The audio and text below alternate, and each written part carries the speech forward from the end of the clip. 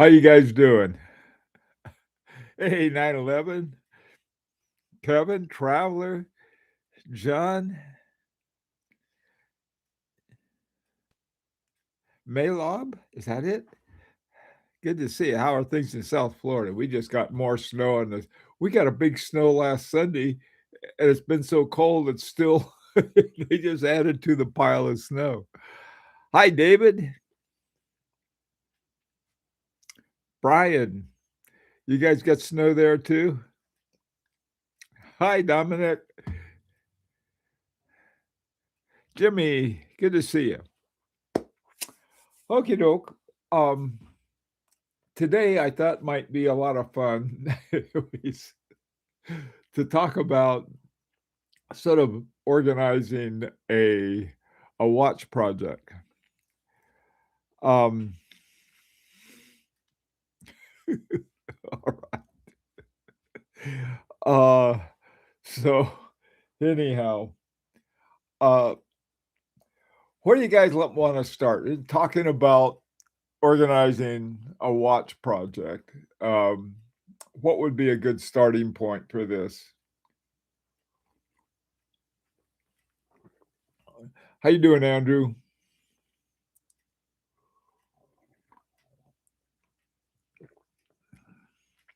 Hairsprings?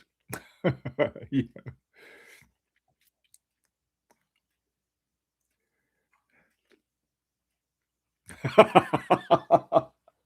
Yeah, Brian, how easy it is to manage. It's I think we often use the term it's herding cats is easier. Start with the movement. Yeah, that is the place to start. I agree.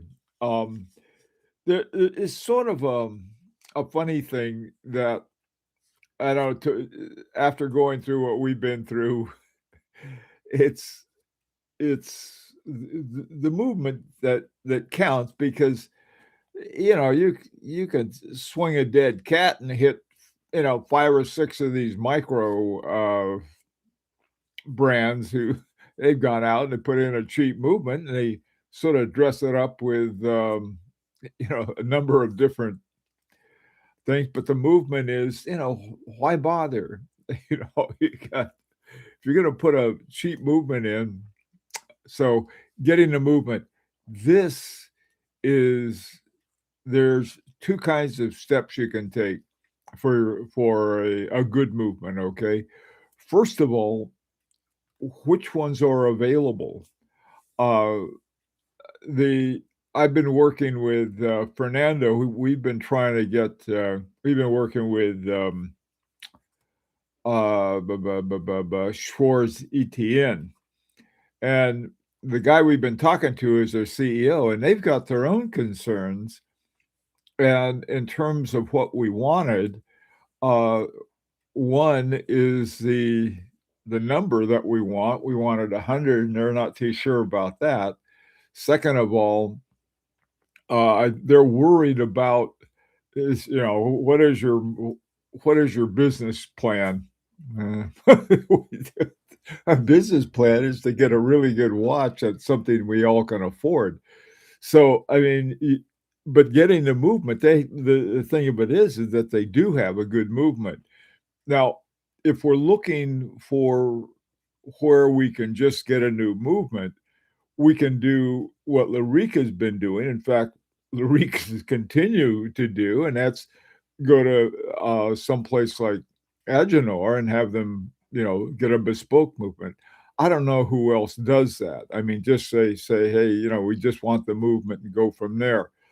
There are other ones, primarily for good movements. One is Crenode. Crenode was developed by Francois what? I think it was Jean Francois Mojon.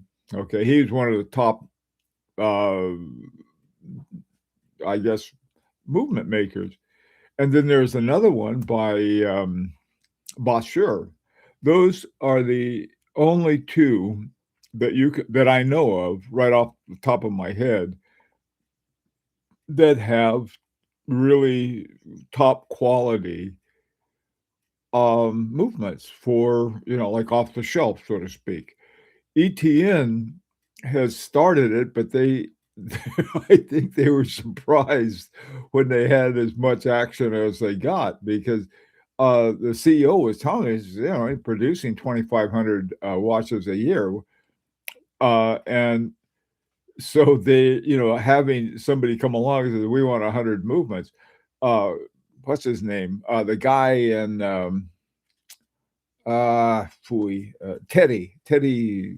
Teddy something, and Roland Murphy of RGM. Now they got together. They put a really nice watch together with one of the, I'll put it, standard level ETNs, and I'm coming to know what those are cost. Now you take something like a Salida, and you can probably get away with $200-300 on the ETN. You're talking 2 or 3 thousand. So, and they're not bucks or Swiss francs, which is right now. I'm trying to see. I keep track of the dollar versus the Swiss franc. Right now, it's let me see, what is it? Ah, it's gone up just a hair. It's up to 78 cents. The beginning of last year it was 90 cents, and then the genius took over. It screwed us up. Okie doke. Enough of that. Um, Planning. Well, okay, yeah. Traveler, that's a good place to start. Design around the movement, usually. Yeah, that's those things. The planning part of it, I think the planning around the movement is not a bad place to start. So the the thing that we have on that we've done with Larique, we wanted a certain kinds of things, and we got more than we asked for.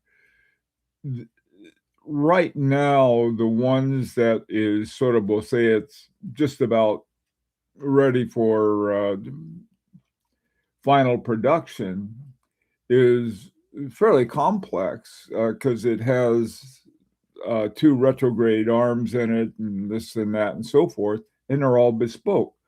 And so that one is a little more expensive than the other ones that we've had. And but see, this is the thing. Going into it, working with Larique is wonderful. Uh, and working with Agenor is even more wonderful. But the thing of it is that when you have a bespoke movement, you're going into a dark room, so to speak, because you're not sure what everything's going to cost. Now, you can have a certain budget set up, and that is definitely the way to go. And whether you meet it or not is another story. Um, so that is a little trickier. Now, it's a lot easier and a lot less expensive if you go in with an off-the-shelf movement, like the one with Suarez ETN, the ME211, and so you know what that's going to cost. They have you don't have to pay for the tooling that's already should be in place already, and everything else that you have to pay for with a bespoke movement. So let's let's talk about something off the shelf. It's a lot easier, and so the planning traveler is around the then what you want next. Yeah, so you got the movement. I agree with uh, Dominic. You really have to start with the movement because it's sort of like planning without the heart. You That's the place to start, and then we use the example of an off the shelf one because otherwise you get so many more expenses.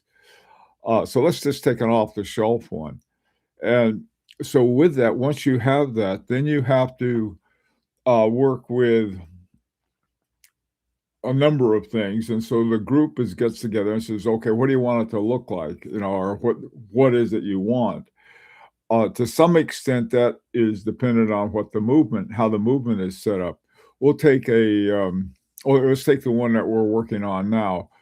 We'll take a double barrel and parallel movement, and that's where we started with. And from there, we're talking about a three-hander with a power reserve indicator. So I guess it's be a four-hander, small seconds at 6 o'clock, um, center minutes and hours. So it's pretty simple in that respect. And so then you have to work with a not only well, sort of this is different what we're going into. If the You have to get a hold of somebody who can produce it, who can produce everything except for the movement. In order for them to do it right, they can't, you don't want to drop it into a big fat case and then sort of you know, put some filling in around it. You want to have a case that it fits perfectly. Ah, let me. In fact, I have on my Beauvais. This was an example of a watch and the movement that were made together. Hang on a second. And this will give you an idea.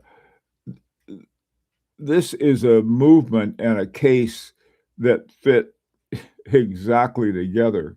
Um, I wish it had, instead of having those big plates, I wish it had some sort of finger bridges or something.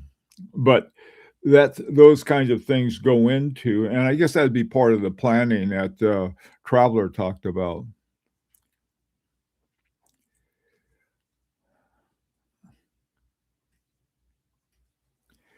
Okay, let's see. What is the vision of the project? Well, it's cloudy. It's sort of like an unfocused telescope. You're looking through the wrong end. Um, yeah, I think the vision is really a high quality watch that would otherwise cost you a fortune. Let me back up just a little here. When I was in publishing, I found that the markup of you had a formula they used, and it was roughly 10 to 1 for the what it costs the client. Okay, so it was like you have a book and it costs you $1 to produce. Okay, and so with that dollar, you simply say, okay, if it's $1 to produce, we're gonna have to sell it for $10 because what are the things that they have besides just the basic production? Okay, they've got and that includes editing costs and things like that. I guess I would include advances, but then you have to sell it to the bookstore, realtor discount, and they're about between 40 and 60. Now it depends. Like if you got a bestseller something coming out by a book that everybody wants, then you can give them like a 30% discount, and still make a little more money that way. But for the most part, you start off with a 10 to 1 ratio. Okay. And then you have warehousing and shipping and marketing and all of these other kinds of things. And so what you're paying for when you get a book are all of these other things. If you look at Kindle on Amazon, I don't know if you guys use it or not. I like hardback books, but so what they cost a lot less. And one of the reasons is that all of these other expenses and there's no discount because they're going directly from Amazon. Now, on the other hand, in looking at the watch manufacturers, the markup is a little lower.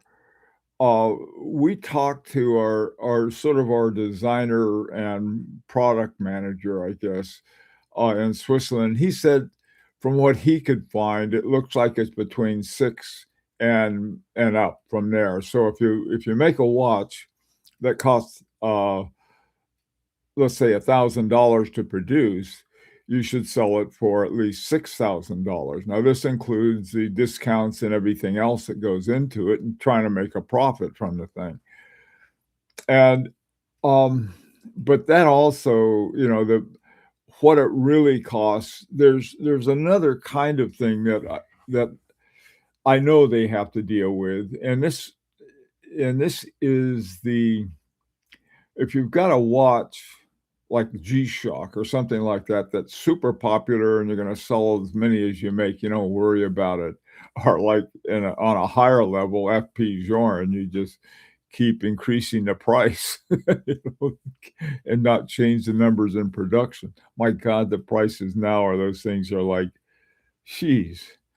Anyway, that's another story. Okay, now for all practical purposes, your watch collector, all he wants to do, he wants to get a watch that he can afford. And so what you're really planning for is trying to target those all of the manufacturing costs, including this can include a lot or a little. Now, if you're going with an off-the-shelf movement, it's not anywhere as much. For example, on this next watch that's coming out, Larique spent 50,000 Swiss francs on just for the getting the movement designed and so forth. Okay, that's just for the design part. And so that those things can really get up there. That's why, again, going back to something that's off the shelf, you don't have to pay all those things because it's already been done, the tooling and this and that and so forth. So that's why, if you can find a good one, the problem is there aren't that many. And then some of them are sort of half in and half out. Let me explain that. This is Schwarz ETN. I don't know when or how they started with they've done some collaborations. I know they've done collaborations with Kari Voutilanen, but that didn't affect the movement. That affected he put in some of the stuff for design, and they were able to market it, raise the price simply because of his name that was involved with it. So those are some of the things that just starting. So planning, um, there's an old saying: if you want to make God laugh, tell him your plans. He's rolling in the aisles with Larique, but somehow we get through it all, and it's not easy. But it really is. It's sort of a horological adventure or a horological horror story, one of the two. Okay, so let's see what else you guys have to say. Where do we go back? All right. Is service a concern of the manufacturer, Dominic? You have to do something about service, one way or the other. I think there are two ways. What we're trying to do now with Larique, I don't know how successful it is. There was this company that we found called Watch Repair Net. Okay, so what I did is that I sent them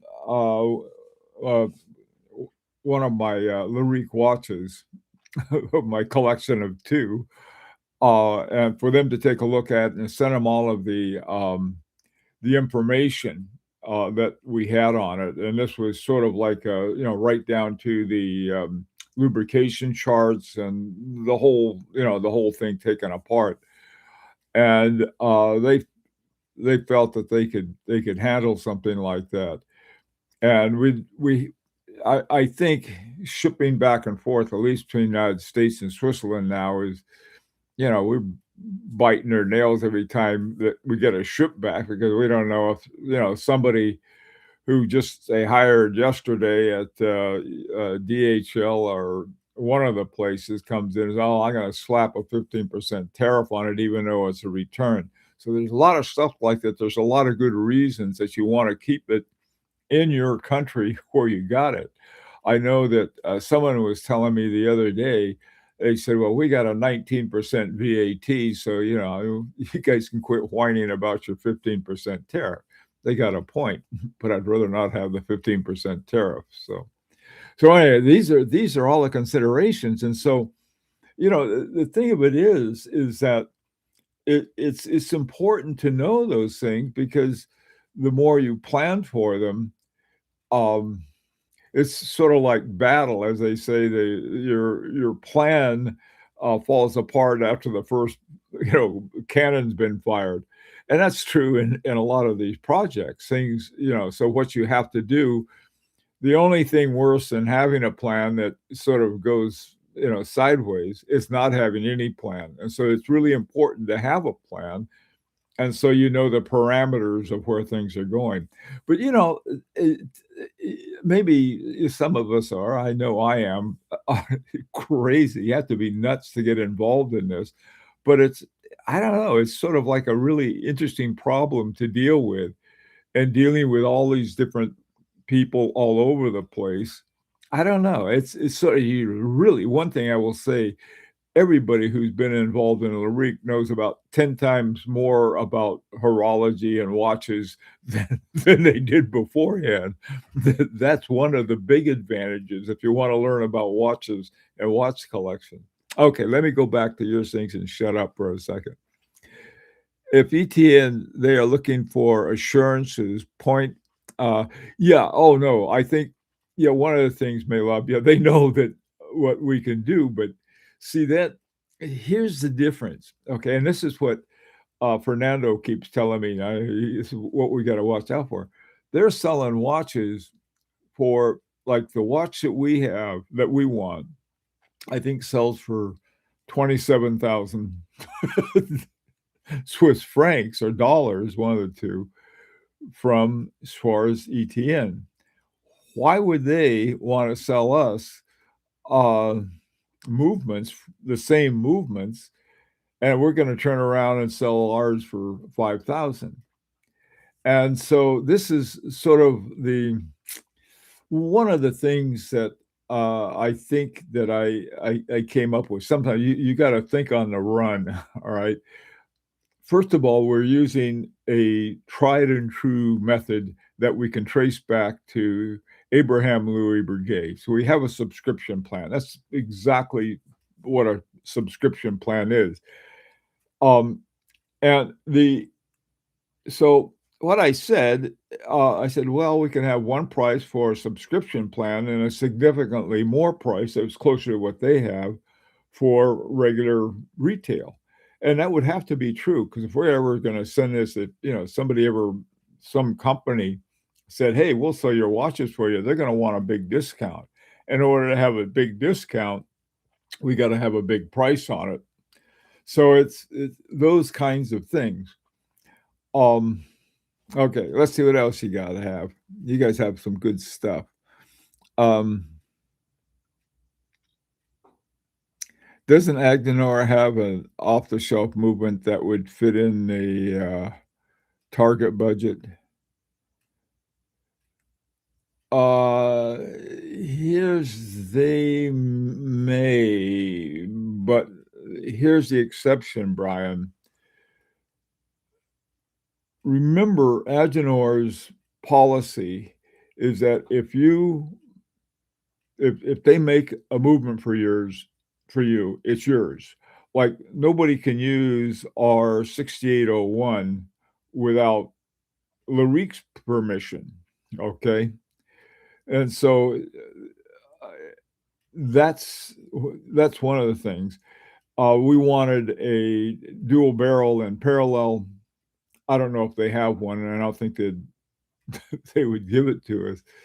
Um, so it's that kind of thing, and so that's why Agenor is fairly exclusive. I mean, when you get one of those movements and why they're so expensive. The reason they're expensive is that you have all of these spool up costs. Unless you can unless you can talk one of them into saying, "Hey, wouldn't it be fun to have a repertoire?" Something like that. Dealing with an artful dodger on that one. Andrew, Canode makes some exceptional movements with decent warranties, usually 5 years. Absolutely, Andrew, I agree. Canode makes some really excellent movements. They have a lot of options on them too, so that's another one. There were, oh boy, let me see. Let me check something real quick. I can show you guys something. Let's see where they put it. Hang on a second.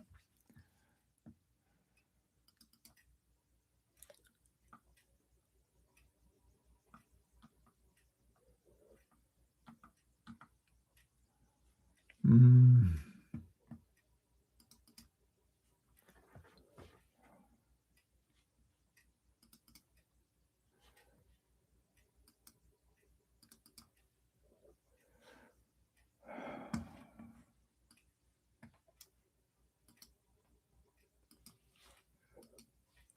Okay.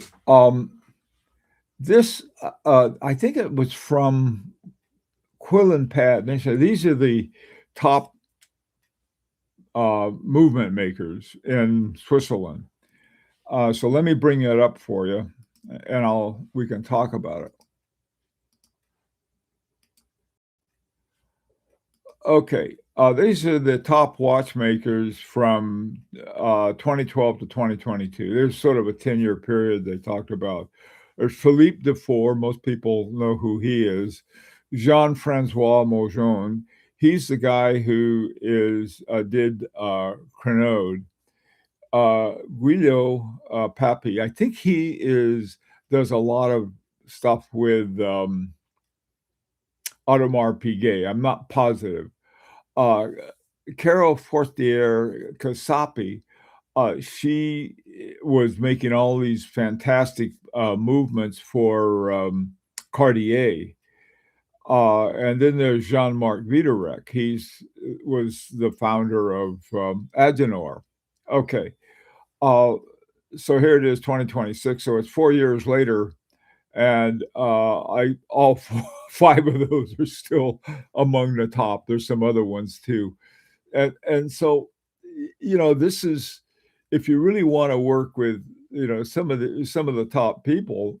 Uh, the only one I know of who's got an off the shelf movement is Jean Francois Mojon, and that's with the Crenode. He started Crenode, and he's still making bespoke movements for certain companies that are way up here price wise.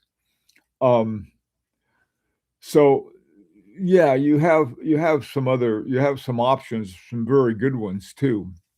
This is, I think Andrew had mentioned that, so I thought I'd bring that up.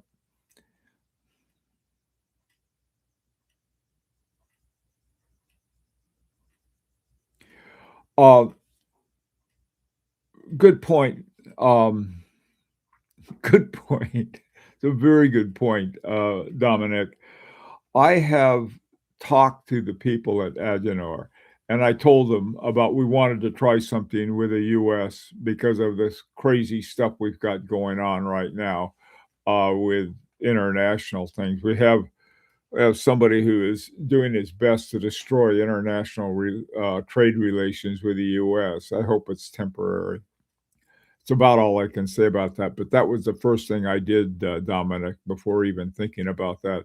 That's another thing too. I gotta say this, and I don't. There are exceptions. Agenor is one, of course, but so many of the watch companies, if they were, I don't know if they would how to be fully transparent. Already, some of them are known for not telling the truth, but there's so much hidden and that they don't want to tell anybody about. And if you're all for transparency, you're sort of the odd man out. That's one reason I like dealing with Agenor, but on the other hand, those of us there's some secrets we gotta keep too. We gotta button up on a few things.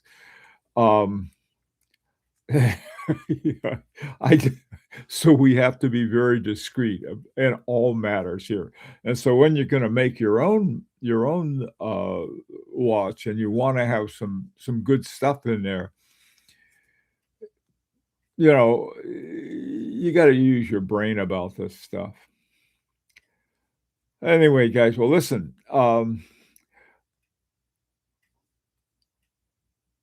good. Okay, it's this afternoon at 4 o'clock. Let's continue this. I mentioned part 1, and this is part 1 of talking about a watch project. A lot of these things that,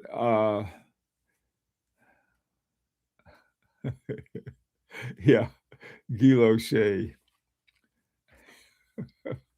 I don't know about that. Anyway, guys, let's talk about this more this afternoon at 4 o'clock, New York time, and I forgot what the other times are, but I'll post those too. Hope to see you then. Take care.